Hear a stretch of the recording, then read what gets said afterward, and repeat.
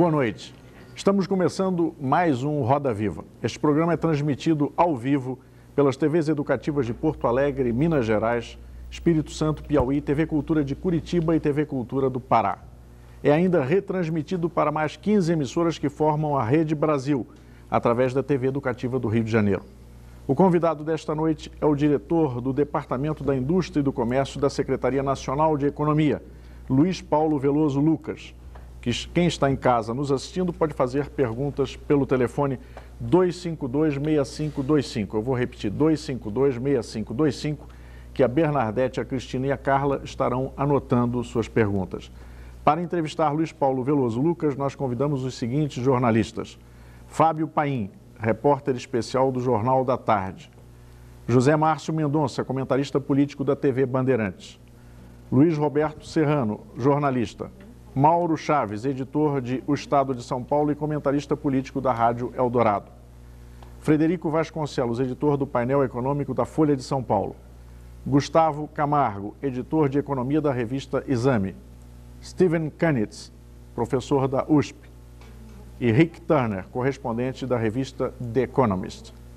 Para registrar os melhores momentos do programa está conosco também o cartunista Paulo Caruso. Na plateia, assistem ao programa convidados da produção.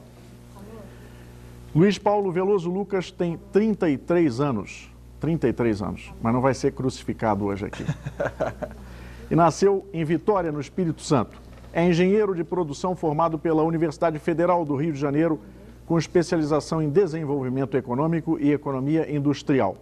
Depois de formado, Veloso Lucas deu aulas de economia para alunos do curso de engenharia da PUC Carioca. Até março desse ano, trabalhava como engenheiro e chefe do Departamento de Planejamento do Banco Nacional de Desenvolvimento.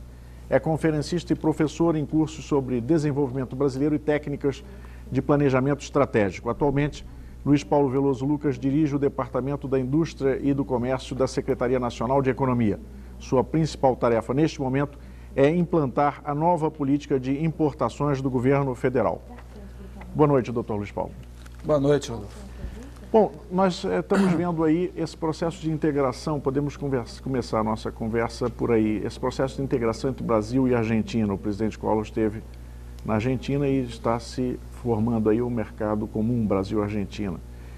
Há até críticas de setores ligados à SBPC hoje, dizendo que nesse comércio estaria se tratando mais de biscoitos e chás do que de biotecnologia, por exemplo. De qualquer forma, seria interessante vermos, quer dizer, o que significa isso, inclusive em termos de importações, que é a sua área, e se isso é um passo importante, por exemplo, na direção da formação desse mercado comum das Américas, proposto recentemente pelo presidente George Bush. Bem, Rodolfo, eu queria em primeiro lugar fazer uma pequena correção no currículo, mas no que diz respeito à minha tarefa no Departamento da Indústria e do Comércio. Sim. Quer dizer, a nossa compreensão que hoje a questão central, além da abertura comercial, né, é a capacitação tecnológica, quer dizer, a política industrial e de comércio exterior divulgada pelo governo há 2 semanas atrás, tem 2 pernas importantes: a abertura ao comércio exterior e um decidido trabalho no sentido de apoiar a capacitação tecnológica das empresas que operam no país. Agora, indo à sua pergunta, efetivamente, as iniciativas de integração anteriores na América Latina e particularmente na Argentina vinham muito marcadas pela estratégia de industrialização que cada um desses países tinha, que era muito voltada para si próprio, quer dizer, países que se industrializaram por substituição de importações. Então, a integração era sempre uma barganha: você me dá um mercadinho de 10 mil reais que eu te dou um mercadinho aqui e tal. Aí era chás e biscoitos, realmente. Chás, peanuts, como diz os americanos.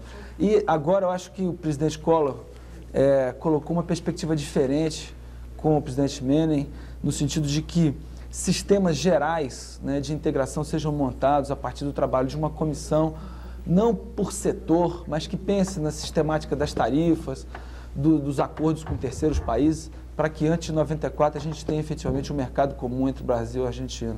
E a questão do mercado das Américas, como é que o senhor vê? Olha, nós vimos isso, em primeiro lugar, com satisfação de que os Estados Unidos passaram a ter uma proposta qualquer para a América Latina. Né? Do ponto de vista diplomático, os Estados Unidos estavam sem uma proposta. Eles tinham uma questão da iniciativa do Caribe, que era uma questão, tinha uma outra ligada aos países que vivem mais o problema da droga, e tinham como sua principal questão diplomática esse ano a rodada do Uruguai, mas para a América Latina não havia qualquer proposta, né? E isso foi uma coisa positiva. Agora, a repercussão e a importância dela, a gente ainda está refletindo, porque é uma coisa bastante importante para que a gente possa ter uma posição assim definitiva a esse respeito. Para mim, pessoalmente, foi uma surpresa. Existe alguma possibilidade dessa integração entre o Brasil e os Estados Unidos, esse aumento da integração, ser alguma coisa diferente de um acordo entre a raposa e a galinha, não? Em que o Brasil faria o papel de galinha? Não, a possibilidade, quer dizer, ninguém pode dizer nada a priori, por isso é que eu digo que é um assunto da maior importância. Os Estados Unidos são o maior mercado do mundo, né? Quer dizer, um PIB aí de 4,4 trilhões de dólares, tá certo? Você tem que somar toda a Europa para chegar mais ou menos perto, né? Quer dizer, ele polariza não só a América, ele polariza o mundo inteiro, né? Ele dá o tom, né, da economia internacional. Então não é a mesma coisa do que está acontecendo na Europa, nem a unificação asiática, é uma coisa talvez até mais importante do que isso, cujas repercussões precisam ser analisadas com muita calma. Mas as importações de produtos americanos para o Brasil, se abertas, não podem pôr em sério risco a indústria nacional instalada aqui, ou mesmo as multinacionais instaladas aqui? Bem, aí a gente muda de assunto, porque a gente vai para a questão da abertura. Quer dizer, não é um problema apenas dos Estados Unidos como ofertante de produtos, né? A abertura ao comércio exterior faz parte da estratégia da política industrial, né, do governo, e a gente entende que seja um requisito fundamental do aumento da competitividade da nossa indústria, ou seja, da capacidade do Brasil produzir produtos com padrões internacionais de preço e qualidade. Um desses requisitos é de que a gente consiga desmontar, né, os mecanismos setoriais de proteção, né, os famosos cartórios, e redirecionar o processo de desenvolvimento e de investimento para uma lógica internacional, para uma lógica que esteja obrigatoriamente baseada em padrões internacionais de preço e qualidade. Então, nesse sentido, a ameaça não é americana. Nós temos, a indústria brasileira hoje está submetida a um projeto que significa para ela, ao mesmo tempo, um desafio e uma oportunidade, né? Ela é, ao mesmo tempo, essas duas coisas, que é de conseguir efetivamente produzir produtos com esse requisito, né? Adquirir competência para isso. E a abertura é um requisito para que a gente consiga almejar esse objetivo. Secretário, você falou aí em abertura e competição e fim dos cartórios, mas essa semana, aliás, semana passada, o economista Gustavo Franco, lá do Rio de Janeiro, da PUC do Rio, que trabalhou inicialmente no programa de política industrial, fez grandes sugestões ao programa do governo. Ele diz claramente nesse artigo que eu tenho aqui que os cartórios, a forma como foi montado o programa de política industrial, não se quebrou os cartórios. Mudou-se apenas com outros nomes, instalou-se ou criou-se condições de outros cartórios, inclusive com os chamados GPS. É muito engraçado no debate que nós estamos vivendo. Às vezes as posições mais próximas se parecem as mais distantes, né? No caso do Gustavo Franco, meu amigo que foi consultor do BNDES, trabalhamos juntos em várias oportunidades, eu devo concordar com ele com talvez 98% de todos os assuntos, mas às vezes os 2% acabam ficando mais destacados do que os 98%. Nós perseguimos exatamente os mesmos objetivos em termos de política industrial. O que eu acho que o Gustavo não está levando em consideração nesse artigo e em outros, e na participação dele em alguns debates, é da necessidade imperiosa de que o processo de reestruturação e modernização, que é absolutamente exigido pela sociedade brasileira e é um compromisso do governo, se dê através de um processo político, né? Nós temos uma história passada de uma relação entre o Estado e a iniciativa privada absolutamente promíscua, qualquer reunião entre empresário e homem público, se você desconfiava dela de antemão de estar sendo feito algum conchavo, algum acordo, né, para preservar algum interesse específico, e o prejudicado seria o interesse nacional. Isso não faz com que nós, ao implementarmos uma política industrial voltada para a competitividade, possamos fazê-lo sem fazer reuniões com empresários, sem fazer grupos, sem estudar, sem discutir de forma aberta e transparente. Eu acho que os grupos executivos de política setorial, bem como os programas que nós estamos criando com a política industrial anunciada, são uma ruptura muito grande com tudo aquilo que foi feito no passado, do ponto de vista dos objetivos, dos instrumentos, da estratégia. Agora, a matéria-prima da execução, da transformação da realidade, é a política, é a conversa, né? Isso não dá para eliminar. Acho que tem gente que trabalha na academia que gostaria que o caminho entre o paper e o decreto-lei fosse mais curto do que o que ele é. No que esses grupos montados agora se diferenciam, por exemplo, dos PSIs que tinha no governo passado e que serviam, no fundo, apenas para os setores, as entidades empresariais elegerem quanto de incentivos e de coisas cada setor ou cada grupo vai ter para... A primeira grande diferença é que os incentivos acabaram todos, tá certo? Quer dizer, não existem mais regimes especiais e incentivos, e a política industrial vai ser feita usando mecanismos gerais de aplicação automática. Financiamento, política de importações, né? Política de exportações, usando principalmente o Banco do Comércio Exterior. Os programas, a ideia do PSI, da política anterior, ela não era uma ideia ruim. O problema, quer dizer, de você juntar os vários segmentos de um complexo e ver o que está atrapalhando a competitividade. O que é ruim, muito ruim, nós desmontamos completamente, são os instrumentos baseados em incentivos fiscais, reduções de imposto, isso tudo acabou. Então vai ser com financiamentos, mas financiamento de quem? Com que dinheiro? De onde vem esse dinheiro? Bom, aí nós estamos mudando de novo de assunto. O primeiro assunto que eu acho que eu espero que esteja resolvido é o problema de em que medida que você pode fazer reuniões com empresários, ouvir associações, discutir a política do governo e tomar medidas sem reproduzir as práticas cartoriais e o fisiologismo e a promiscuidade que existia nas relações entre o Estado e a iniciativa privada no passado.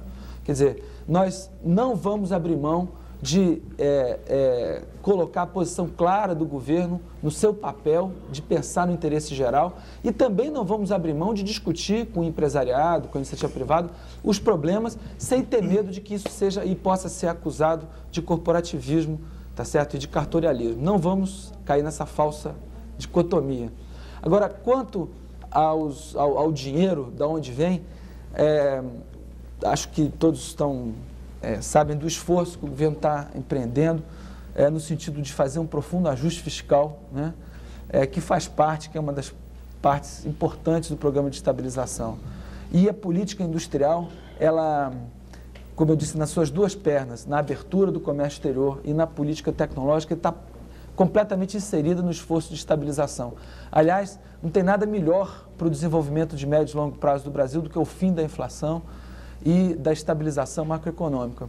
E o dinheiro, principalmente para a capacitação tecnológica, ele virá, nós estamos com a comissão trabalhando nos próximos 30 dias, principalmente de uma racionalização, né, dos esforços das várias agências, dos vários setores, no sentido de fazer com que o esforço de capacitação tecnológica seja aquele ponto no qual o governo não abrirá a mão de aumentar seus gastos e principalmente torná-lo mais eficiente. Secretário, deixa eu fazer uma pergunta. Eu queria retomar um pouco essa questão da forma como uma política que ela sugere uma mudança tão estrutural na atividade industrial brasileira. Se 60 dias, que é o prazo que foi estabelecido para essa discussão, se 60 dias é um prazo suficiente para esse tipo de proposta. Agora, ao mesmo tempo, eu vi, por exemplo, você falou 3 vezes aí, nós não vamos abrir mão, nós não vamos abrir mão.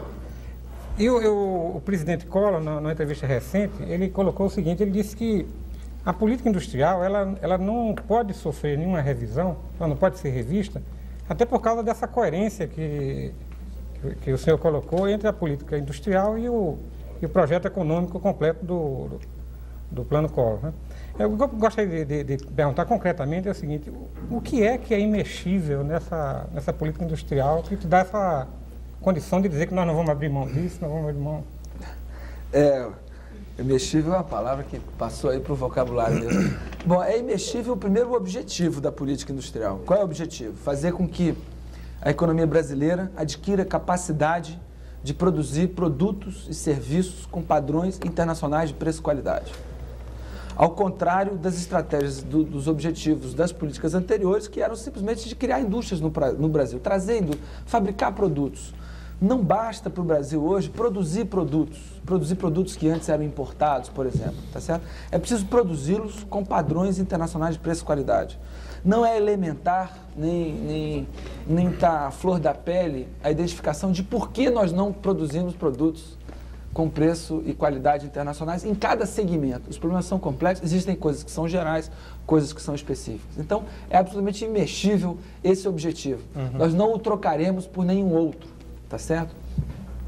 É uma outra coisa que também, uma determinação também arraigada já no plano de governo, é a estratégia pela qual nós vamos perseguir esse objetivo. Como eu disse, a abertura ao comércio exterior, quer dizer, a utilização das importações tão necessárias, né? e das exportações como um elemento de integração, né, da economia brasileira com a economia mundial, né, é um vetor importante desse objetivo maior da política industrial. Então, isso também é um conceito muito importante. Às vezes, um pensamento mais primitivo, poderia ter a ilusão de que, primeiro, é preciso que a gente se prepare para essa competição. Então, nós vamos levar um tempão ainda fechados e tal, nos preparando, fazendo aquele aquecimento, para então procurarmos importar mais, exportar mais, nos tornarmos competitivos. É uma ilusão. A abertura é um instrumento dessa busca, e ela representa uma das pernas, como eu já havia falado anteriormente. A outra é um decidido apoio, um redirecionamento pragmático do esforço do Estado no sentido da capacitação tecnológica das empresas nacionais. O que é que difere... Por favor. Eu queria complementar o seguinte, porque nessa ideia de que essa política ela não seria revista, dentro desse processo de 60 dias, eu acho que, além de uma ligeira contradição, eu acho que estaria também a previsão de grandes resistências do empresariado à montagem dessa política. Faltou responder... o seguinte: o que é que difere substancialmente entre a política que o governo está propondo, e vai discutir em 60 dias, e a política industrial do Instituto para o Desenvolvimento do IED, né? Que foi elaborada em 3 anos. Então, onde é que elas... Bom, vamos falar primeiro dos 60 dias, que estava na sua pergunta anterior, eu não respondi. Nós publicamos um documento chamado Diretrizes para a Política Industrial de Comércio Exterior. E dissemos o seguinte: existem muitas leis no Brasil que regem a vida produtiva das empresas. Há muitas que balizam, né, a decisão de investimento, que regulam, né? Tem muita coisa, é um emaranhado de coisas contraditórias, desconexas. Agora, tem 4 leis que são muito importantes. A Lei 2433, que é a lei da política industrial do governo Sarney, que já reviu uma série de coisas antigas, deu alguns passos na direção correta, mas manteve ainda todos aqueles instrumentos, né, de subsídio e regimes especiais, cenouras para atrair o empresariado para os planos que o governo fazia. As 2 leis da informática, né, e a lei a lei do Código de Propriedade Industrial. Agora, além disso, tem um monte de outras leis, resoluções do CDI, portarias interministeriais que formam um corpo jurídico que nós queremos adaptá-lo aos objetivos dessa política nesse prazo de 60 dias. Nós estamos abrindo um processo de debate com a sociedade, com as associações, com a comunidade acadêmica, comunidade empresarial, sobre esses objetivos, essas estratégias, esses instrumentos, esses mecanismos. E nesse período nós vamos ver o seguinte: o que precisa mudar nas leis, nos decretos, nas portarias e tal, para a gente implementar isso. Então esse é um processo que é ao mesmo tempo rápido, seguro, que decide e abre espaço para se ouvir as sugestões, como, por exemplo, as sugestões do IED. O IED, eu acompanhei o IED, eu tenho uma ligação muito pessoal com o IED, sou amigo de quase todos os empresários que dele fazem parte, representa um esforço enorme de formulação do empresariado brasileiro, e eu li o documento é praticamente, eu não teria nenhum item importante a destacar de divergência. Eu acho que existe uma convergência muito grande. Essas ideias o Ed levou 3 anos, mas o Brasil está levando muito tempo. Nós passamos a década de 80 todos estagnados, nos esforçando para pagar a dívida, para gerar superávit a qualquer custo, lutando contra a hiperinflação, né, vivendo um ambiente de curtíssimo prazo, apagando incêndio. O Brasil está precisando de um projeto de médio e longo prazo. Esse projeto foi desenhado, ele tem suas grandes linhas, num projeto de integração do Brasil de forma competitiva, soberana, na economia internacional. Eu participei, eu fui do BNDES a minha vida profissional toda. Nos últimos 4 anos fui chefe do Departamento de Planejamento, e lá tive a oportunidade também de também trabalhar ideias que fizeram parte de todas essas coisas que acabaram dando nisso que aí está. Existem muitos outros núcleos e setores na academia, no meio empresarial, que deram suas contribuições. Eu acho que esse corpo de pensamento, ele não é resultado exclusivamente do governo, nem do IED, nem do BNDES, mas ele é um estado de amadurecimento da comunidade econômica, vamos dizer assim, desse país. Fábio Paim, um momentinho, Mauro, depois o Fábio já tinha pedido a palavra, depois eu passo para você. Nesses primeiros 20 minutos, duas coisas dominaram as suas palavras. A questão da capacitação tecnológica e a das importações. No caso da capacitação tecnológica, eu me pergunto e lhe pergunto como é que o Brasil pode chegar a um nível de investimentos semelhante, por exemplo, a uma Coreia. Nós temos hoje um 0,6% do PIB, me corrija se eu estiver errado, aplicado nessa modalidade de investimentos, enquanto a Coreia tem 2%.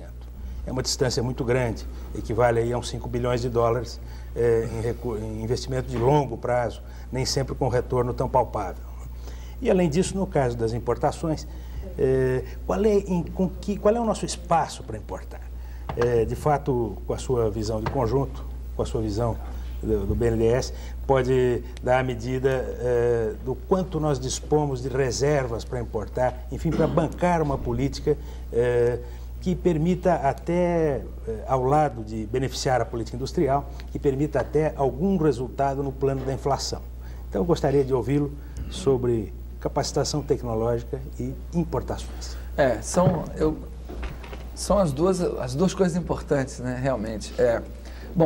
Esse número de 0,6% do PIB, que é absolutamente ridículo para um país como o Brasil... Esse número está certo? Está certo, exatamente, o dado é esse. O mais grave do que o 0,6 é que, desse total, o Estado ainda é responsável por 92%. Quer dizer, o setor privado gasta, desses cerca de 2 bilhões de dólares ano, que é gasto no Brasil em pesquisa e desenvolvimento, apenas 8%. Por quê? Porque o processo de acumulação, os lucros, ao longo desses anos todos, de distribuição de importações, e principalmente nesses últimos anos de deterioração do ambiente macroeconômico, foram auferidos a partir de uma visão absolutamente deformada do processo produtivo. A pessoa faz o preço pelo custo mais uma margem, quer dizer, a busca de eficiência, Culpa do governo. Isso é um resultado do ambiente econômico, tá certo? O ambiente econômico deteriorado, no qual o sucesso empresarial não dependia da sua eficiência, da sua capacidade de produzir um produto melhor, um produto mais barato, tá certo? Quer dizer, isso é a marca desse período. Então, nós imaginamos que o problema da capacitação tecnológica está, em primeiro lugar, de levar esse 0,6% para pelo menos 1,5% no prazo desse governo, do PIB, e levar esses 8% para pelo menos 20% de participação do setor privado. Você vê, hoje a Itália, que é o país dos países desenvolvidos, que esse percentual é menor, é 30%. Nos Estados Unidos, 50% de tudo que se gasta em pesquisa e desenvolvimento é gasto pelas empresas, porque para elas é uma questão de sobrevivência. Tá certo? No caso do Brasil, não. A hiperinflação dilui o lucro, as margens, ninguém sabe quanto custa, o quê. Ninguém sabe quanto de lucro teve em cada produto. Os mecanismos de gestão da qualidade são inteiramente relegados ao último plano, porque se você indexa melhor um contrato, você ganha muito mais dinheiro do que... Quer dizer, nós precisamos de, primeiro, estabilizar a economia. Em segundo lugar, lançar as bases de um projeto de desenvolvimento de médio e longo prazo que faça com que os agentes, por livre e espontânea vontade, troquem a posição de sócios da inflação para sócios da estabilização e de um crescimento de médio e longo prazo. Quer dizer, esse é o jogo que está sendo jogado.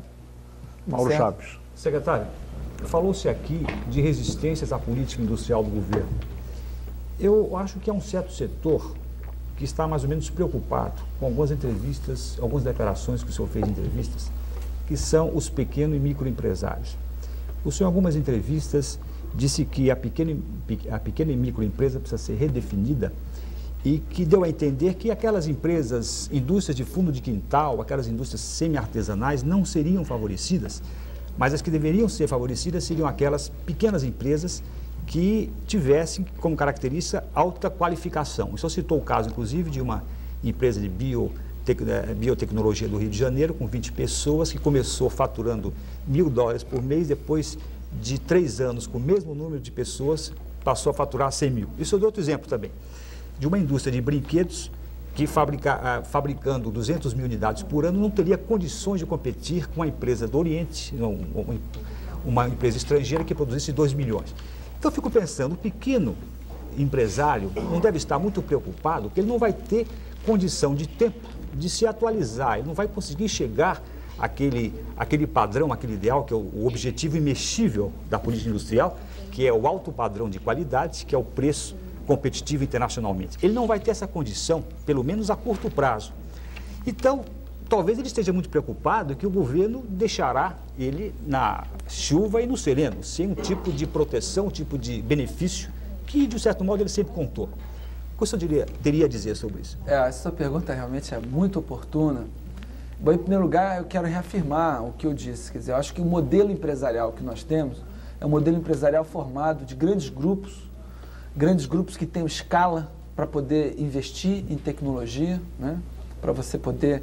Alguém que fatura $5 bilhões por ano, 1% disso, significa, né, um senhor orçamento de pesquisa e desenvolvimento. Existem certos setores que serão exclusivos de empresas ou grupamento de empresas que tenham capacidade de investir muito dinheiro em pesquisa e desenvolvimento. Eu sou a favor de oligopólios.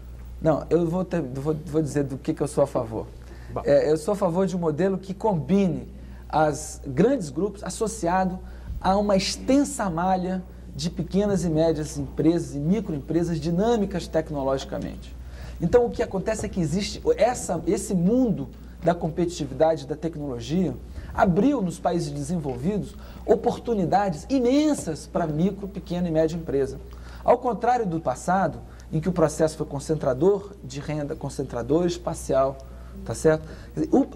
Esse ambiente, hoje no mundo inteiro, o que se discute, quer dizer, existem enormes eventos, né, que procuram articular essas pequenas e médias empresas, que surgem aonde? No ambiente universitário, que surgem aonde? Dentro de uma grande empresa que descobre que é preferível ela desmembrar um pedaço de sua grande empresa e comprar aquele serviço. Aquelas pessoas vão ser mais empreendedoras, mais eficientes, vão descobrir novas coisas. Quer dizer, o processo de inovação se enriquece, se oxigena pelo trabalho das micro, pequenas e médias empresas dinâmicas tecnologicamente. São pequenas empresas que se beneficiam dos sistemas digitais distribuídos, que se beneficiam da automação, né? Isso tudo é uma nova realidade, é uma oportunidade adicional que a micro, pequena e média empresa do Brasil não tem hoje, objetivamente. É um espaço novo que vai estar sendo criado. Sim, mas, secretário, aqueles pequenas indústrias de fundo de quintal, certo? Pequena indústria de calçado, de confecção, ela está muito preocupada porque não vai ter condição de chegar a essa... eu ia chegar nessa outra tradicional. Hoje, inclusive, eu poderia até adiantar uma coisa que a gente está pensando muito para o sistema SEBRAE. O sistema SEBRAE é um sistema que foi montado para apoiar a micro, pequena e média empresa. Nós estamos discutindo a reestruturação do SEBRAE para que ele possa, ao mesmo tempo, fornecer um suporte para as empresas, as micro, pequenas e médias empresas tradicionais, para que elas se reestruturem. A micro, pequena e média empresa tradicional, de fundo de quintal, o suporte, nós estamos discutindo quais são o sistema Sebrae tem recursos constitucionais, etc. Ele tem possibilidade, tem uma rede através do SEAGS, mas nós queremos redirecionar completamente o apoio estatal a isso daí. Nós não queremos tratar a pequena empresa com paternalismo, nem com uma visão até romântica, mas que na verdade encoberta relações fisiológicas, relações compadristas, né, que a gente quer desmontar, mas que o Estado consiga, através do sistema Sebrae, dar 2 tipos de suporte. Relações fisiológicas da pequena empresa? No passado, o sistema Sebrae, com o SEAGS, ele estava muito vinculado a subsídios, a toda distribuição de subsídios e apoios, né, à pequena e média empresa tradicional, naquela ideia de que a pequena e média empresa precisa de ser protegida como uma árvorezinha tenra da grande que a engole. Ao passo que, na atual formulação, nós achamos que a pequena e média empresa tem vantagens do ponto de vista econômico, tá certo? E essas vantagens é que nós queremos explorar. Secretário, eu vi essa sua descrição aí dessa obra de engenharia, que é uma nova política industrial. Eu queria fazer 2 perguntas. Primeiro... Não é por acaso que o secretário é engenheiro? Primeiro, o seguinte, o senhor acredita seriamente que é possível reproduzir na vida real, na vida das empresas, esta obra que o senhor armou, ou na realidade a coisa às vezes acontece diferentemente? E segunda pergunta, essa sua descrição me mostra que é uma certa contradição, porque o senhor fala, vamos fazer, isso me parece que é o Estado que vai fazer. E um dos propósitos não é realmente tirar o Estado do vamos fazer? Bem, a primeira pergunta ela é absolutamente fundamental, né? Que é como aquela história do Garrincha, né? Combinou isso com os Beckers, não é isso? O governo está absolutamente consciente de que isso não é uma obra de engenharia para ele, né? Isso é uma coisa cujo sucesso vai depender, isso não é uma obra exclusivamente do governo, isso é um projeto de nação, né? O Brasil se industrializou e foi à custa de muito esforço, né? À custa de muito esforço, houve muitos erros. Agora, o Brasil tem um patrimônio industrial instalado, né? E esse é um projeto de continuidade, usando a racionalidade que é tudo que temos para oferecer ao país, né, e aos agentes econômicos. A reação à política industrial foi muito positiva, apesar dos eventuais riscos e temores que ela possa eventualmente causar em alguns setores que possam se considerar mais desprotegidos ou menos capazes de serem competitivos num prazo. Apesar de tudo isso, a repercussão da política foi muito positiva, mostrando que a gente acertou num anseio que é geral. Agora, a obra de engenharia não é do governo, ela é obra da sociedade, do cujo sucesso vai depender o engajamento de todos os setores, o trabalho das empresas privadas. Chamar de agente econômico os produtores, essa linguagem, agente econômico que o senhor usa e todos os economistas do governo usam, é tão importante para que se entenda as pessoas que produzem, serem chamadas. Isso é importante? Posso trocar daqui em diante, em vez de falar agente econômico, sugere algum outro termo? Eu queria entender por que o governo usa esse tipo de linguagem. Porque é o nome para a gente dizer, os agentes econômicos são os trabalhadores, os empresários, né? Os empreendedores de toda a natureza. São as pessoas... O governo é um agente econômico, talvez o mais importante, sem dúvida nenhuma. Mas faltou um pedaço da resposta dele, que era qual é o papel que a gente reserva para o Estado. No documento de diretrizes tem uma frase que é muito importante, que diz o seguinte: o principal papel do Estado nessa nova fase é a garantia de um ambiente propício aos investimentos e de estabilidade macroeconômica. Essa é uma afirmação que está na base do trabalho do governo. A principal responsabilidade do governo é a garantia de um ambiente propício ao investimento, de estabilidade macroeconômica, de estabilidade no nível geral de preços, de equilíbrio das finanças públicas, para que os agentes econômicos, as empresas privadas, possam decidir seus investimentos com liberdade, tendo horizonte. Porque o horizonte com a hiperinflação se tornou o dia a dia, o cara só faz negócio para o dia seguinte. Então, nós estamos querendo, com esse plano, trocar o curtíssimo prazo dos agentes econômicos pelo médio e longo prazo, que é altamente promissor. Mas deve-se entender, então, secretário, que o governo entende que o processo de adaptação industrial, que necessariamente vem com uma abertura para as importações e a necessidade de capacitação tecnológica, que este processo não será necessariamente concentrador de renda, na medida que vai implicar em maior volume de investimento para gerar tecnologia, Não é necessariamente concentrador? Não é necessariamente. Pelo contrário, a nossa história de industrialização, apesar de vitoriosa, né, ela gerou muitas disfunções, né?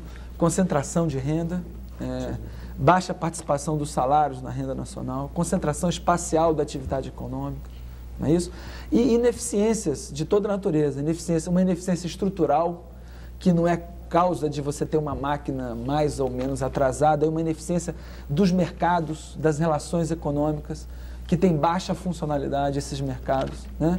Então, nós estamos construindo um ambiente de estabilidade. Queremos, nós, quando falamos nós, não é o governo, toda a sociedade, construir um ambiente de estabilidade que permita tudo isso, tá certo? Não existe história, não existe exemplo no mundo de distribuição de renda e melhoria da qualidade de vida sem um ambiente democrático, com estabilidade macroeconômica e crescimento. Doutor Luiz Paulo, nós vamos agora fazer uma pequena pausa para falar com os telespectadores. Eles ligaram? Vários telefonemas, beleza, centenas de telefonemas, então vamos dar um espaço para o telespectador. As primeiras perguntas, 3 telespectadores falam do mesmo assunto. Marcos Freire, de Alphaville, Maria Aparecida de Oliveira, do Jardim da Saúde e Beth Santos, de Pinheiros. Eles perguntam sobre a cartelização do setor automobilístico, se o governo pretende fazer alguma coisa contra essa cartelização e se o governo não está pensando com otimismo excessivo, que empresas automobilísticas de fora teriam interesse em investir no Brasil, se essa expectativa não é excessivamente otimista. Bem, temos 2 coisas.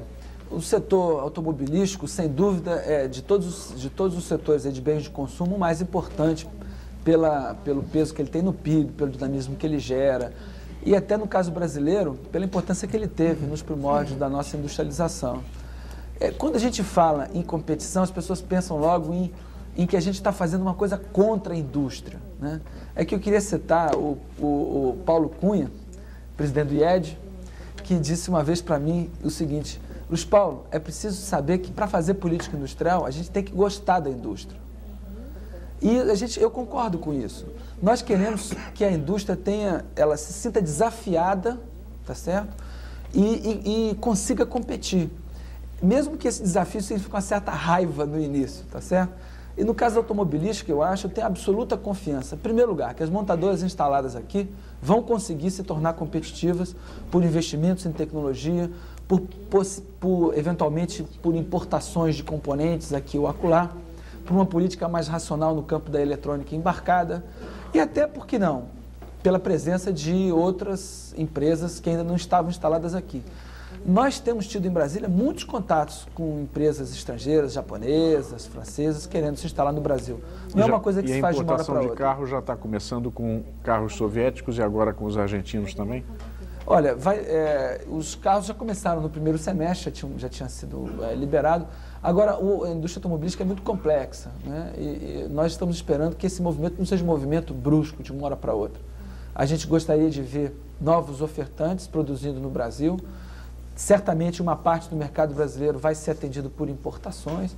E nós, principalmente, gostaríamos de ver a indústria localizada aqui, as que aí estão e as que virão, produzindo carros bons e baratos para os brasileiros e para a exportação. Secretário. Vicente, um momentinho, eu vou dar um espaço aqui para as perguntas, que já são muitas, senão a gente não vai dar tempo de dar aos telespectadores a oportunidade de conversar com o secretário também.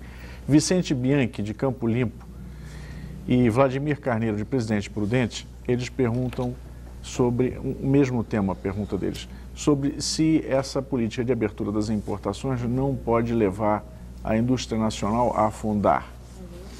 Bem, aí eu respondo para eles com a seguinte coisa. É uma política, como eu disse, de integração com o mundo, de busca de competitividade. Ela tem para as empresas, ela representa oportunidades e desafio, né? A gente não pode ser excessivamente defensivo, né? Acho que a Copa do Mundo mostrou isso para a gente, senão fica escalando muitos zagueiros. O fundamental é que o saldo seja positivo. E nós temos absoluta convicção de que o saldo será francamente positivo. Secretário, ainda que a gente possa tomar um gol aqui. Eu queria saber Quais os setores que você vai fundar? Eu estou continuando. Quer dizer, mas é que tem mais algumas perguntas dos telespectadores. Mas eu queria que ele fosse um pouquinho mais específico. Quando dissesse que o saldo vai ser positivo, eu quero saber exatamente, é 3-2, é 0-0? Quer dizer, quais são os setores efetivamente que vão quebrar? Por favor. Não, você responda ao telespectador que gostaria também. Não, eu acho o seguinte, eu não teria a menor capacidade de elencar para você quem vai perder, quem vai ganhar com essa estratégia. Eu posso, pela minha experiência na vida industrial do país, ver que existem empresas, eu tenho convivido e visto empresários que estão vendo, e eu acho que no atacado, até pela própria repercussão das diretrizes, o que a gente vê é muito mais um desafio positivo do que o medo de você perder essa guerra e ter que sucumbir. É muito difícil, o governo não tem elencado onde são os setores, quais são as empresas, quais são os empresários, nome, endereço, telefone. O governo não faria uma política dessa sem pesquisas anteriores. Você vai me perdoar, você falou que nós vamos abrir as importações para que a gente possa ter preços competitivos iguais ao de lá fora. Mas tem vários setores brasileiros que não têm condições de ter preços competitivos iguais aos de fora e, portanto, vão sucumbir. Eu quero uma resposta do senhor. Quais são esses setores? Olha, eu não vou dizer, eu não sei quais são os setores. Ninguém sabe, nem eu, nem você, nem ninguém. Mas vocês fizeram pesquisa? Fizemos muitos estudos. Então. Existem todos os setores no Brasil, tem problemas de ineficiências. Todos os setores. Não tem nenhum setor que esteja livre, tá certo? De ineficiência, tá certo? Nós temos alguns campeões de produtividade e tal, mas de um modo geral, os nossos problemas de ineficiência são generalizados, tá certo? Eu diria, para ser pouco menos generalista, um pouco menos genérico, eu diria o seguinte: os setores, quanto mais problema de escala eles tenham, quanto mais, o exemplo que eu dei na entrevista dos brinquedos, tem os setores de ponta, que no processo de discussão de importações, a gente foi buscando cada vez mais nacionalizar 100% de cada produto, tá certo? Então você pega uma máquina que tem centenas de componentes e você tenta produzir localmente tudo, 100%. De preferência. Então a gente vai perseguindo esses índices crescentes de nacionalização. Isso fez com que muitos produtos sejam produzidos no Brasil de forma muito desfavorável, por razões de escala, principalmente. Eu diria que a razão de escala, ela hoje talvez seja, vamos dizer assim, a principal ameaça. E isso é em todos os setores. Às vezes é um componente, aqui ou acolá. Quem tem uma escala pequena, provavelmente vai ser. O mercado nacional é insuficiente, tá certo? Para as escalas que são operadas hoje em termos médios no mundo, está mais ameaçado do que aqueles setores cujo mercado doméstico é grande o suficiente para que se possa produzir eficientemente, voltado apenas para o mercado interno. Sua política industrial, então, é voltada ao mercado interno, ignorando o mercado externo? Porque com o mercado externo eu tenho a escala que eu quiser. Depende de você conseguir vender, né? Se você... É exatamente isso. Hoje, os mercados se mundializaram. Isso aqui é a coisa que a gente tem que entender de forma muito clara. E não é por opção nossa. Quando a gente começou a se industrializar, fez lá a CSN, o mercado brasileiro de aço era muitas vezes maior do que o tamanho ideal de uma siderúrgica. Hoje, quando você faz um produto novo, uma fábrica de computador, mesmo uma fábrica de automóvel, o tamanho mínimo ideal dessa fábrica é maior do que o mercado local. Entende? As tecnologias são muito intensivas em escala e os mercados se mundializaram.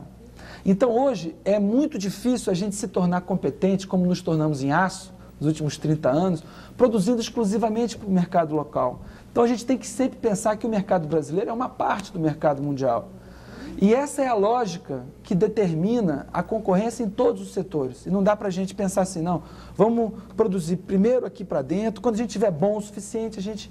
Entende? Essa lógica é uma lógica que não funciona mais, infelizmente. Então você mesmo percebe que a lógica é de uma política de exportação, não de importação. Luiz Paulo, nós vamos... Não, é uma lógica de integração. Doutor Luiz Paulo, vamos continuar aqui com as perguntas dos telespectadores. Temos duas perguntas que falam... Gildo Hugo Lopes, do Tatuapé, e Carlos Eduardo, de Santo André, que falam sobre como vai ficar, perguntam como vai ficar a nossa balança comercial com essa nova política de importações. Bem, eu diria para eles o seguinte, que no Brasil a nossa pauta de importações sempre foi formada por aqueles produtos que a gente não tinha a menor capacidade de produzir, né? Então hoje a gente tem um coeficiente de importações ao redor de 5% do PIB, metade disso é petróleo, depois tem bens de capital, depois tem um monte de produtos químicos, quase empatando lá com bens de capital, alguns insumos, matérias-primas, trigo, enxofre, produtos para fabricar fertilizantes, como cloreto de potássio e tal. Então, é uma pauta daquelas coisas que o Brasil não tem. O Brasil se acostumou a pensar o seguinte: eu importo apenas e exclusivamente aquelas coisas que eu não tenho condição de fabricar no país ou produzir, em hipótese alguma, não importa a que custo. Essa é a história da substituição de importações. Agora a gente vai ver, e vai ter oportunidade de ver, uma coisa que ninguém sabe, não tem nenhum modelo econométrico, que é qual é a demanda por importações que existirá na medida em que o brasileiro, o empresário, poderá optar entre comprar do seu fornecedor tradicional ou importar pagando uma alíquota de importação a uma dada taxa de câmbio. Quer dizer, a taxa de câmbio, a alíquota de importação, multiplicado pelo preço internacional, em comparação com o preço local, vai determinar o que o brasileiro consumidor final e o brasileiro empresário vai optar por trazer de fora ou produzir internamente. Ninguém sabe qual é essa demanda. A gente espera que, no final, o Brasil vai continuar produzindo ainda superávites comerciais, dado o seu impulso exportador dos anos 80. Mas isso é uma coisa que qualquer previsão hoje, ela é temerária. Aníbal Massaini, produtor de cinema do Cerqueira César, pergunta o seguinte: a comissão que irá propor uma nova legislação para a indústria cinematográfica será composta por quantos membros e terá, pergunta ele ainda, alguma representação do setor privado? Quais serão os principais pontos que serão propostos nessa nova legislação? Eu gostei dessa pergunta, porque eu sou o coordenador dessa comissão. E essa comissão é uma comissão interna do governo, coordenada pela Secretaria Nacional de Economia, com a participação do Departamento de Indústria e Comércio, do Departamento de Comércio Exterior e da Secretaria Nacional, da Secretaria de Cultura, né? Os pontos principais são a questão do financiamento à produção nacional, o problema da reserva de mercado para o filme nacional, a questão da copiagem obrigatória, a questão das alíquotas de importação para máquinas e equipamentos utilizados nas salas de projeção e para também fazer filmagem, e também produtos químicos usados na copiagem, que tem alíquotas de importação que encarecem esse produto, que seria, cuja eliminação representaria um estímulo à modernização das salas e à produção local. O problema da competitividade da produção cinematográfica brasileira de um modo geral, quer dizer, o paternalismo do Estado no passado gerou um decréscimo do mercado, gerou uma diminuição da competitividade do produto nacional. Nós estamos trabalhando no sentido de ver o que precisa mudar na legislação do cinema para fazer com que o nosso cinema também seja competitivo internacionalmente. Essa comissão, ela pretende se ampliar para a área da indústria cinematográfica e audiovisual? A comissão é uma comissão de governo. A gente vai ouvir, vamos fazer reuniões com o setor privado, também respondendo, vamos ouvir sugestões, estamos abertos a sugestões. Quem quiser pode nos procurar lá no Departamento do Comércio. E vai se abrir para o setor de vídeo também, porque... Secretário. Deixa eu só concluir aqui, por favor. Antônio Roberto, da Freguesia do Ó, pergunta como ficarão as prestadoras de serviço com as novas medidas do governo na área de importação. Se as prestadoras de serviço terão algum prejuízo maior com isso. Acho que prestadoras de serviço, quer dizer, depende do serviço, né? Tem muitos serviços. A área de serviços é uma área que, nas economias modernas, tende a crescer violentamente. Quer dizer, hoje a economia, por exemplo, a economia americana é uma economia baseada no setor de serviços. No Brasil, o setor de serviços já é muito grande, já é bastante grande, mas ele tende a crescer muito mais, né? Eu acho que representa muitas oportunidades. O setor de serviços, ele cresce com a sofisticação do processo produtivo. Joaquim Maia, do Jardim América, pergunta qual o papel do INPE na nova política industrial e como vai ser feita a transferência de tecnologia do exterior para cá. Isso é uma das coisas mais importantes. Como eu havia falado no início, a lei da proteção industrial, da propriedade industrial, é uma das leis que a gente criou uma comissão para montar. Essa comissão ela é presidida pelo INPI, né? Pelo Instituto Nacional de Propriedade Industrial, tem prazo até 20 de março para apresentar ao Congresso medidas. O que nós queremos é reverter o quadro de compra de tecnologia que é decrescente. Quer dizer, o Brasil gasta cada ano menos em compra de tecnologia. Eu acho que no passado existiram mecanismos que tinham uma certa funcionalidade no período da substituição de importações que dificultavam a compra de tecnologia. E pode haver até uma certa ideia de que a compra de tecnologia compete com o desenvolvimento tecnológico, que não é verdade. Até para você poder comprar tecnologia, você tem que ter uma certa base tecnológica. Então nós queremos facilitar a aquisição de tecnologia, simplificar os mecanismos de averbação de contratos tecnológicos, modificar essa legislação no sentido de facilitar a entrada de tecnologia no país. Esse é o sentido geral do trabalho dessa comissão. Serrano. O problema hoje não é nem achar quem queira vender, o problema hoje é pagar. A dificuldade que a gente tem hoje não é nem de achar quem queira vender, é de pagar, porque é tão burocratizado o processo de comprar e pagar e transferir esses recursos.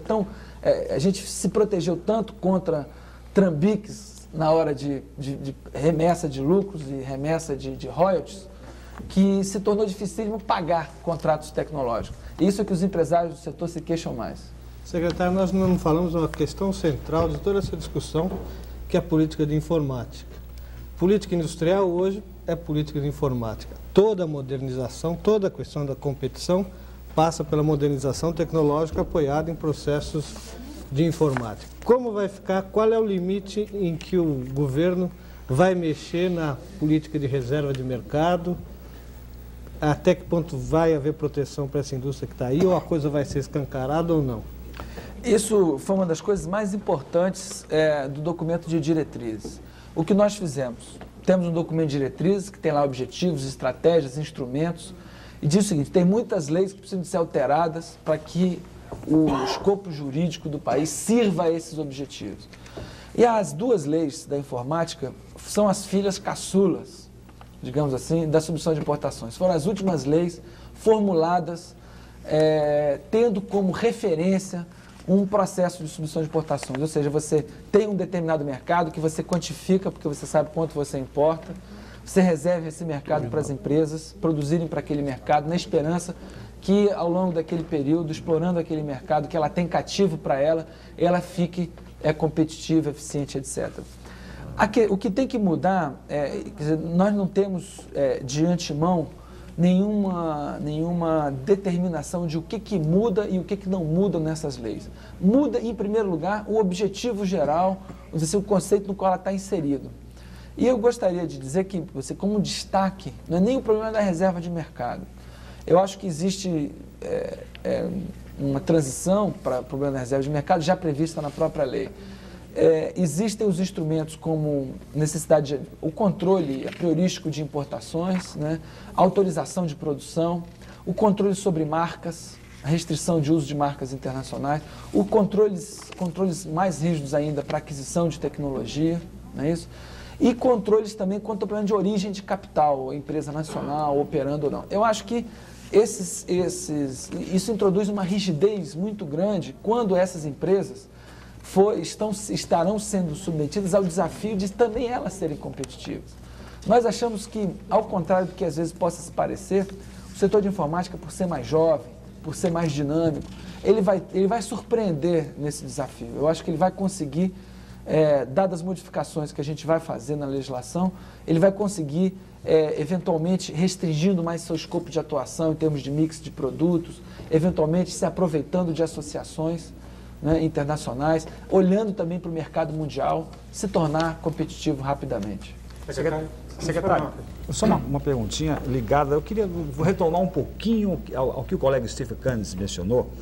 Acho que a questão central, além do caso da informática, reserva de mercado, a questão central num plano do governo é saber realmente quem vai perder. Eu estava pensando, por exemplo, quando foi criado o Plano Collor, o Plano Brasil Novo, ninguém sabia bem ao certo quem ia perder, quem ia ganhar. Depois de 3 meses, se sabe que aquelas pessoas, empresas, corretores, especuladores que tinham usado os novos, conseguiram de uma forma ou outra transformar em cruzeiros. Os que foram prejudicados mesmo foram os portadores de caneta de poupança, todo mundo sabe disso. É possível que agora a sociedade tenha essa perplexidade, quer dizer, há uma política industrial que vai mexer com muita coisa, com certeza alguém vai ganhar e alguém vai perder. Então, há essa grande preocupação. Será que o governo não poderia, pelo menos aqueles setores, o senhor disse que há setores muito ineficientes, não poderia dar alguma deixa para esses setores possam se preparar com uma celeridade maior do que os outros, ou então sair dos negócios, liquidar seus negócios e pedir emprego para poder se preparar? Tipo umas muletas temporárias. Muletas. Não, o governo quer fazer com que a iniciativa privada assuma o seu papel de principal protagonista da vida produtiva, tá certo?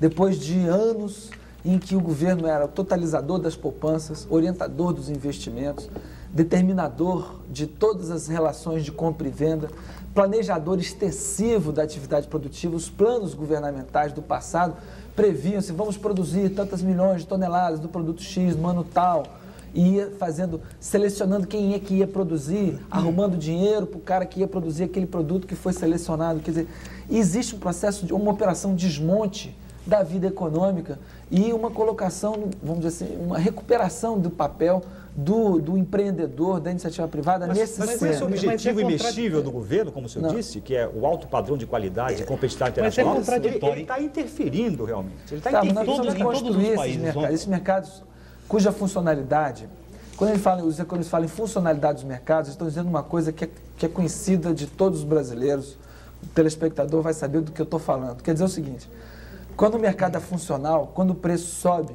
quer dizer que tem demanda de mais ou oferta de menos. E isso vai provocar um direcionamento da produção para aquele setor em que o preço subiu. Quer dizer, os movimentos de preço significam movimentos de oferta e demanda e representarão no momento seguinte um direcionamento do investimento. No nosso passado todo, por uma série de razões, principalmente no passado mais recente, com a hiperinflação, com a indexação, com a memória inflacionária, isso se perdeu, os mercados não têm funcionalidade. Nós temos que reconstruir a funcionalidade dos mercados e a sua capacidade de alocar e decidir. O papel do governo é esse é o papel essencial do governo, não é dar muleta para quem? Secretário, eu vou usar uma expressão sua, eu também não abriria a mão de levantar algumas questões para mim que são muito contraditórias. De tudo que o senhor falou agora bem, mais recentemente, o senhor coloca o papel da iniciativa privada com ela tomando as decisões, ela assumindo onde ela deve investir, o que ela deve alocar, como ela deve aplicar. Mas isso aí ela choca, esse discurso choca inclusive na prática com a portaria 354. Né? A portaria 354 é que estabelece nesse novo órgão que vai cuidar de autorizar quem pode exportar, quem pode importar, quais são as características do que cada um empresário deve ter para... Essa portaria é um carnaval de dificuldades, inclusive de coisas contraditórias. Então, eu pergunto, como é que fica essa modernização do próprio processo de transformação da indústria e desses mecanismos que competem ao governo, quando se tem um instrumento que é realmente burocratizante? Quem foi que fez essa portaria? Eu vou responder essa pergunta dizendo o seguinte: o governo quer chegar nesse porto onde a gente quer chegar. Com essa portaria está muito longe. Não haveria discordância, tá certo? O governo, quando isso é uma aparente contradição entre o plano de estabilização e o compromisso do governo Collor com você construir uma sociedade de mercado, efetivamente, porque foi um plano intervencionista, houve congelamento de liquidez, etc, etc. Advém do tamanho do problema acumulado, né, na vida econômica do país, do tamanho da operação desmonte que é necessário para que os mercados sejam construídos e funcionem, tenham essa funcionalidade. Então não há contradição se você tem um diagnóstico correto do que está acontecendo nesse país. O mercado não é ausência de regras. Até para o governo sair, ele quando sai gera perdedores e vencedores. Quer dizer, não é um processo trivial, é um processo social muito complexo. E o governo está construindo essa sociedade, eventualmente, e aí essas coisas podem aparecer contraditórias. O plano Collor, o plano Brasil Novo, é para se construir uma sociedade capitalista, moderna, de mercado, né, orientada pelo livre mercado. No entanto, ele foi super intervencionista, não sei o quê. Então, essa aparente contradição eventualmente aparece nessa portaria, aparece na portaria dos preços das importações, do controle das informações que as empresas... Você concorda que ela é muito complicadora? Eu quero dizer assim, não, ela simplifica em relação ao que havia antes. Existiam 2 cadastros separados, um para importação, outro para exportação, Tá certo? Era bem mais complicado. Eu imagino que ela vai ser mais adiante, ela provavelmente vai ter mais simplificações, etc.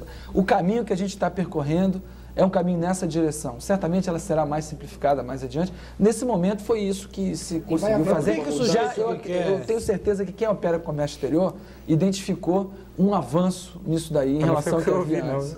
Por que o sujeito que quer exportar tem que se cadastrar em algum lugar para ser permitido? Por que ele não pode, vai lá no Banco Central, recebe uma licença rápida qualquer? Nós vamos chegar lá. Mas por que ele não pode? Aliás, Ele não pode fazer amanhã. Chegaremos lá nos preços livres, sem informação ao meu amigo Edgar do DAP, sem precisar de mandar informação para ele, e isso não vai significar inflação. Chegaremos lá. Estamos nessa direção. Não sei se o senhor pensou... Sabe uma coisa? Vai haver também uma mudança mais ou menos rápida nesta legislação do Banco Central, pelo qual há uma limitação a um teto muito baixo no volume de recursos que pode ser importado, ou seja, o valor das importações que podem ser quitados à vista, acima do qual tem que ser financiamento. Eu ouvi muita reclamação, porque o pessoal falou, por exemplo, na área automobilística, disse, bom, depois de 10 carros vai ter que ter financiamento. Eu quero ver qual banco lá fora quer ser, nesse momento, credor do Banco do Brasil. Nós não estamos pensando em mudar isso, apesar disso também ser uma coisa que a gente quer chegar lá. Quer dizer, isso para o telespectador entender. Se você quiser importar uma coisa muito cara, que representa um volume de despesa em divisas muito grande, você tem, eu não sei, eu não me lembro mais do 200 mil. Isso geralmente vale para máquinas e equipamentos, né? Máquinas e equipamentos. Então você tem que ter um financiamento, quer dizer, para que o Banco Central não tenha que despender esse dinheiro todo em divisas instantaneamente, que possa haver uma previsão do cash flow do Banco Central em divisas, tá certo? A gente acha que nós vamos chegar lá também, depois de uma situação de um período grande de equilíbrio nas contas externas, tá certo? Um equilíbrio de balanço de pagamentos grande, a gente vai chegar lá. Não é uma coisa que, pelo menos no curto prazo, certamente essa vai ser uma regra que não vai ser modificada. Que é um pepino muito grande para, por exemplo, uma empresa americana, uma alemã que quer importar automóvel, encontrar um banco lá fora que se disponha a ser credor do Brasil neste momento. Né? Você imagina, tem gente achando que nós fomos audaciosos demais porque a demanda por importações poderia gerar problema de crise cambial. Crise cambial, não sei o que. Então você imagina se nós tivéssemos...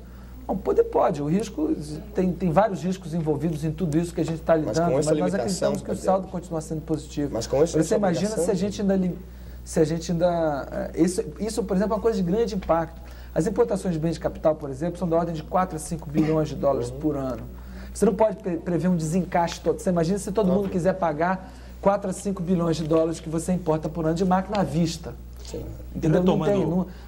Nós ainda não estamos num ambiente de equilíbrio das finanças públicas em divisas para abrir mão desse contrato que dá segurança para a gente no cash flow. E por que você permitiu a importação de fraldas descartáveis, videocassetes, nesse momento, especialmente quando na minha opinião, vocês estão também querendo fazer uma recessão nesse país, me pareceria um pouquinho mais lógico permitir somente nessa fase, concordo que a longo prazo a gente pode permitir a entrada de qualquer coisa, mas nessa fase em que vocês estão gerando uma recessão, permitir somente produtos que poderiam ser agregados aqui com valor adicionado local.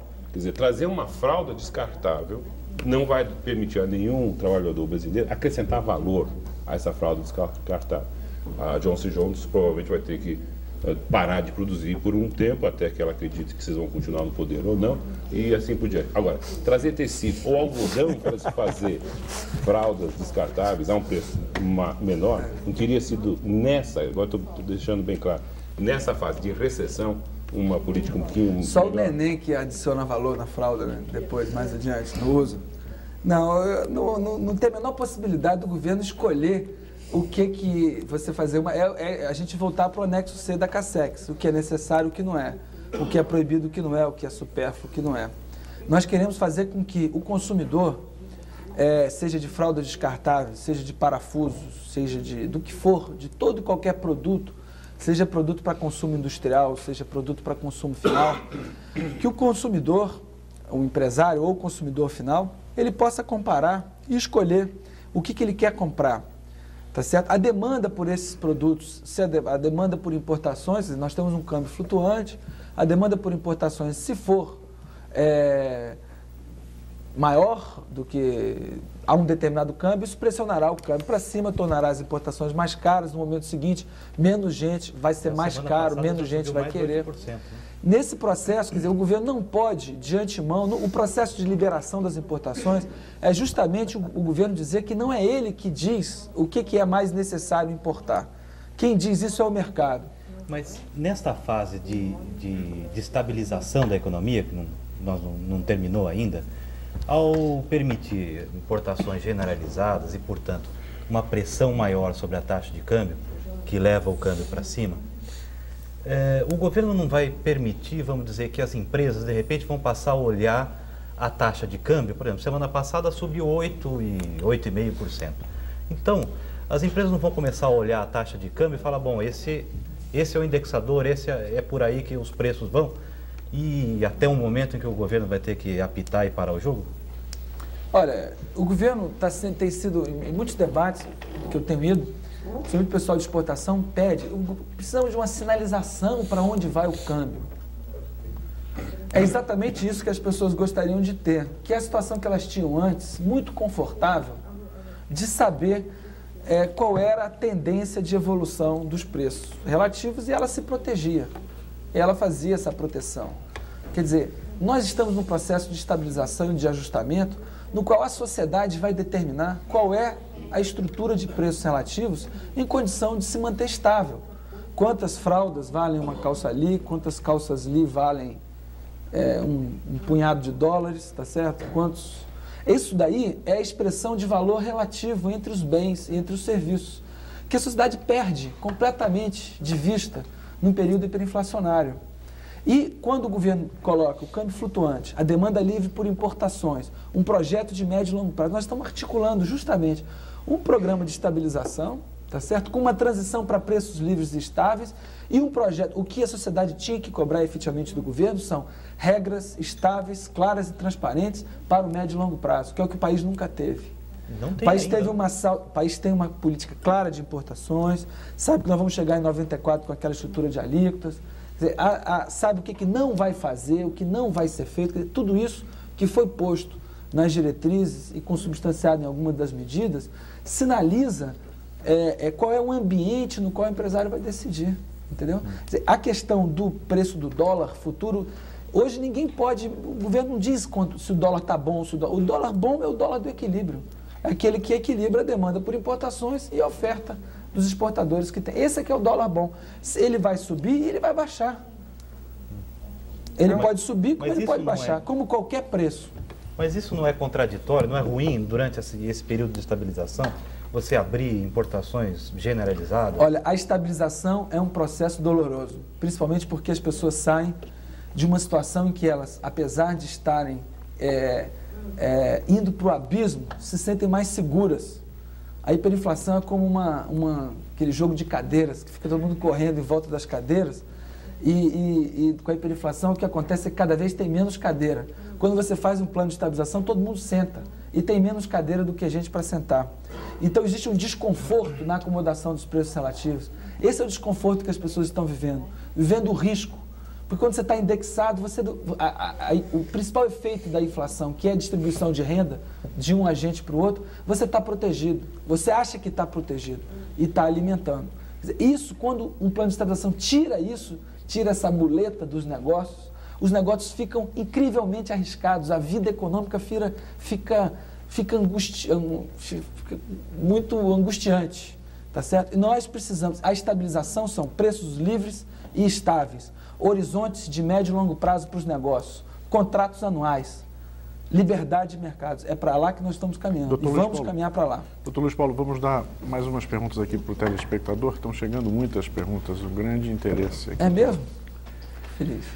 Paulo Roberto Fruges, de City, aqui de São Paulo, pergunta sobre a dívida externa. Como é que esse saldo, fica esse saldo difícil de ser gerado se tivermos que continuar mandando o serviço da dívida externa? Essa pergunta é muito boa. eu vou repetir o que foi um dos principais recados que a ministra deu ao divulgar a política industrial. Nós vivemos a década de 80 inteira em função da dívida externa. Fizemos a nossa política de importação em função da dívida externa, de exportações em função da dívida externa. Quer dizer, os subsídios que nós montamos para, por exemplo, fazer as operações de exportação através, por exemplo, do programa BFX, foram quase 80 bilhões de dólares de exportações incentivadas ao longo desses anos. Isso para falar apenas num. E todas as coisas fizemos maxi desvalorizações para poder valorizar os produtos exportados, para produzir isso. Fizemos compromissos com os quais não pudemos arcar. E aí fazemos os compromissos que nos permitiam uma aparente boa relação com os credores internacionais, depois ajustávamos os agregados internos para correr atrás desses compromissos. Esse governo só vai fazer compromissos com aquelas coisas que ele pode cumprir. E do ponto de vista da dívida externa, nós vamos pagar, vamos servir a dívida na proporção direta que o plano de estabilização nos permitir, que o saldo que aparecer nas nossas contas externas nos permitirem, tá certo? Queremos a normalização com a comunidade financeira internacional, sabemos que isso é um processo de negociação e nós vamos fazê-lo. Agora, a dívida externa é variável de ajuste. Secretário, já avisaram os backs do time adversário? Eles estão mais que avisados, né? Desde o início dos anos 80. Ricardo Catluni, de São José dos Campos, pergunta sobre como a Zona Franca de Manaus, como vai ficar agora com a liberação das importações? A Zona Franca, ela representa um esforço de industrialização regional que, a exemplo de outros setores privilegiados por benefícios e vantagens, vão ter problemas nesse processo de importações, principalmente pelo fato de que ela vai ter que competir com importações de outros países, etc. Nós imaginamos que o Parque Industrial de Manaus, ele é um parque industrial importante de ser preservado, seja por razões regionais e seja por razões mesmo nacionais. Existem empresas importantes lá que têm pela frente o mesmo desafio que outras empresas têm, que é de adquirir competitividade. Osvaldo... Nós queremos dar para a Zona Franca vantagens em termos de índice de nacionalização e de imposto de importação para permitir que ela, nessa fase de transição, consiga também se modernizar e ficar em sintonia com os demais setores industriais do país. Osvaldo Cavalheiro, de São José do Rio Preto, pergunta sobre a criação de um banco de comércio exterior. Ele pergunta como é que fica isso quando o Banco do Brasil tem carteira especial em exportação. Bem, o Banco do Comércio Exterior foi uma decisão importantíssima também. Nós criamos uma comissão para, em 30 dias, formular esse projeto. Vai ser um banco de controle privado, provavelmente com participação também estatal. O Banco do Brasil, como os bancos comerciais, eles atuam em linhas de curto prazo. Hoje, a importância do Banco de Comércio Exterior é para financiar exportações de produtos que têm ciclo longo de produção, como máquinas, equipamentos, navios, etc. Então, para isso, nós temos que concorrer com produtores estrangeiros que têm linhas de financiamento favorecidas. Quer dizer, hoje, o principal fator de concorrência para que os nossos produtos possam competir no exterior é termos mecanismos de crédito para oferecer aos nossos clientes. Valdemir Soriano, do Jabaquara, pergunta como vai ficar o Proálcool. O Proálcool eu não tenho uma área que não é especificamente da política industrial propriamente dita. Nós temos, quando discutimos a questão da energia, o ponto básico é definirmos uma matriz energética a perseguir, tá certo? Essa matriz, existem muitas discussões dentro do Ministério da Infraestrutura, nós precisamos de ter uma matriz energética adequada, segundo a qual os preços relativos serão ajustados, né? E a economia possa girar dentro dessa matriz energética mais adequada. O Proálcool foi um esforço supremo de substituição de importações no período do choque do petróleo e trouxe problemas de disfunções e ineficiências graves. José Antônio Marques Almeida de Santos pergunta por que o governo não liberou as tarifas portuárias como fez com demais setores. Olha, na questão dos portos, a infraestrutura portuária é um dos itens mais importantes também para o problema da competitividade, tanto para importações quanto principalmente para exportações. Nos portos nós precisamos de mudar a legislação principalmente para permitir privatizações nos serviços portuários. Isso também o Ministério da Infraestrutura está discutindo e estudando, de maneira a fazer com que os nossos custos de embarque, de armazenagem, né, sejam competitivos. Nós temos muitos problemas nessa área e não é de tarifas, principalmente de custos de operação. Antônio Sérgio Magalhães do Jabaquara pergunta se esse é o momento oportuno para abrir a economia, já que estamos aí com a recessão. A recessão inviabiliza esse esforço de abertura da economia? Isso se junta com a colocação também do outro colega jornalista que o governo estaria promovendo a recessão. Na verdade, o que nós vamos ter aqui pela frente é que saber que a variável monetária, ela não é mais uma coisa neutra no processo, ela não é mais, como dizem os economistas, endógena, ela não vai se ajustar para poder equilibrar o nível de atividade e o nível de inflação. Com preços livres, dependerá dos agentes que precificam saber e formar o nível geral de preços. Se o nível geral de preços for superior, for abusivo, a economia se retrairá em igual proporção, porque a política monetária e fiscal está sob controle. O governo conseguiu, com o plano de estabilização, recuperar o controle da moeda. Portanto, a moeda não vai se ajustar. Então, haverá, quanto mais, é o que a gente sempre diz, a estabilização virá.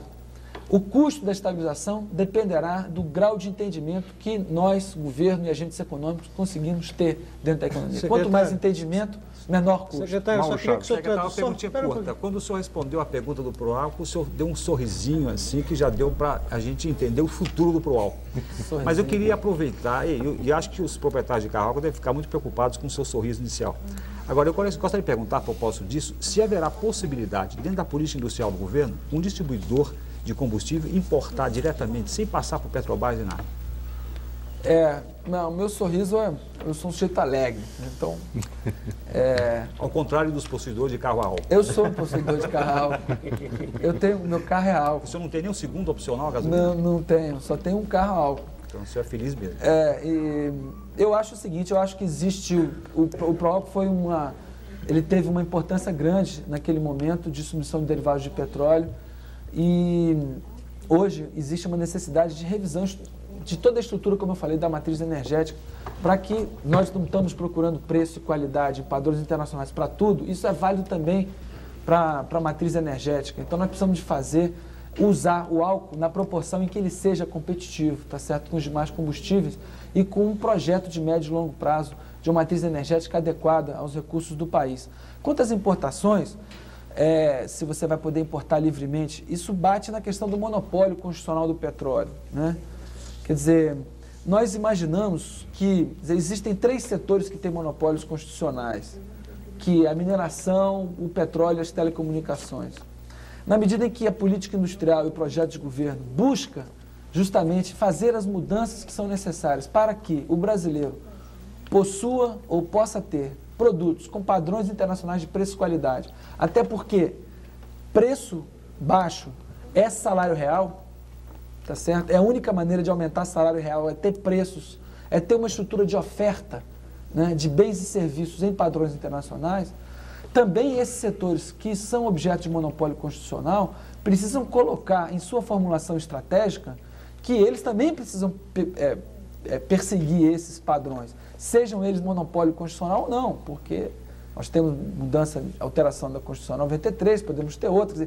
Não é o governo que vai cobrar, é a sociedade brasileira toda que vai cobrar dos produtores produtos confiáveis, com qualidade e com preço baixo. Então, como é que vai fazer isso com a Telebrás, por exemplo? Se a Argentina acabou de vender a Intel, como que se consegue cobrar da Telebrás níveis de serviço e preços e produtos internacionais? Eu acho que isso é uma coisa que nós vamos ter que cobrar não só da Telebrás, de todos os setores. Eu não vejo por que a Telebrás seja mais difícil do que na indústria automobilística. Todos os Brás, inclusive a Petrobras, todos os Brás serão cobrados? Todos os Brás e todos os oligopólios, em todos os setores, em todas as regiões. Essa é uma exigência social. É uma exigência social. Significa brigar com o militar, né? Telebrás, monopólio estatal. Não, a gente não. Isso significa, na prática, brigar com questões... Se você for ver, o plano Estão sob os guarda-chuva da segurança nacional, portanto, não podem ser abertos. Isso é uma briga... Olha, o plano estratégico da Petrobras, feito no ano passado, coloca em seu primeiro ponto a questão da eficiência e competitividade.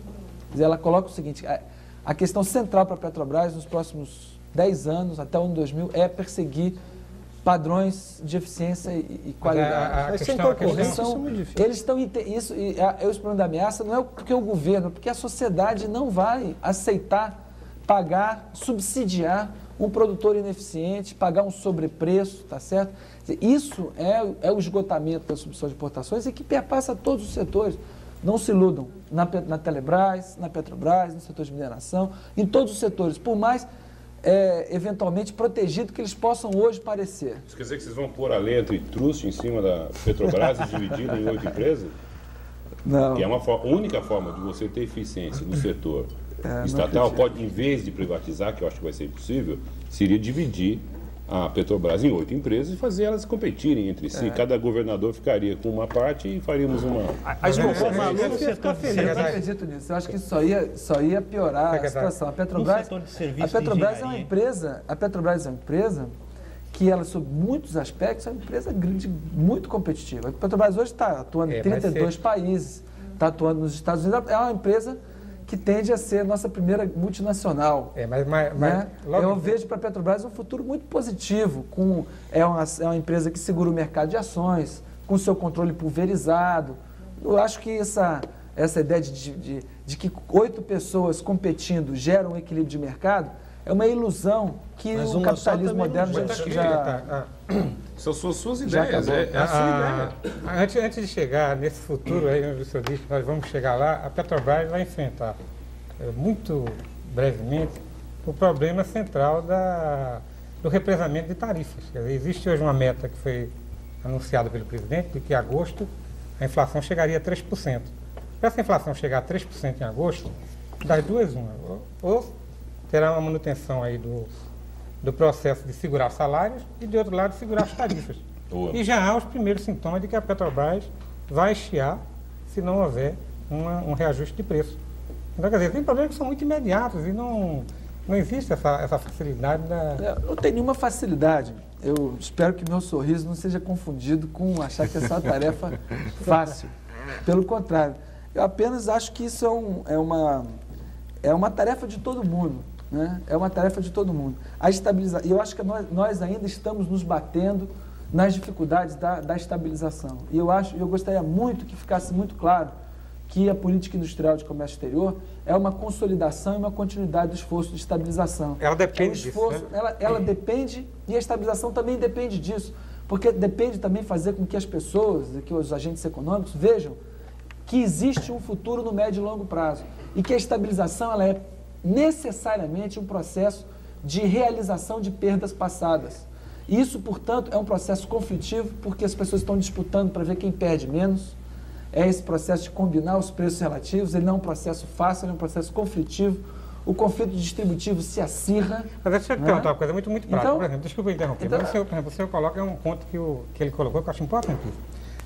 O senhor fala, por exemplo, grupos empresariais de grande porte, articulados a uma extensa malha de pequenas e médias empresas tecnologicamente dinâmicas. Eu quero perguntar o seguinte, como é que o Estado vai poder estimular e incentivar essa articulação, se ao mesmo tempo ela depende do próprio processo de escolha da grande empresa? Você não acha que é um risco também de sair do cartório interno para ficar à mercê do oligopólio multinacional? Só complementando, secretário, o senhor já se referiu numa entrevista exatamente a respeito disso, que o senhor admitiria oligopólio, mas o senhor não admite a cartelização. Isto é possível um pequeno grupo de produtores, uma concentração de capital, mas o senhor não aceita que eles fixem preço para alijar a concorrência.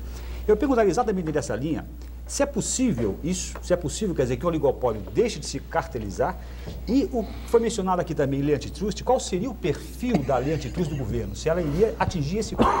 Esse ponto é absolutamente... Eu vou pedir ao senhor, para respondendo essa pergunta, nós já estamos chegando ao final do programa, ao final do nosso horário aqui, eu vou pedir para responder essa pergunta de uma maneira mais ou menos sucinta, porque nós temos apenas 1 minuto e meio para terminar o programa. Ok.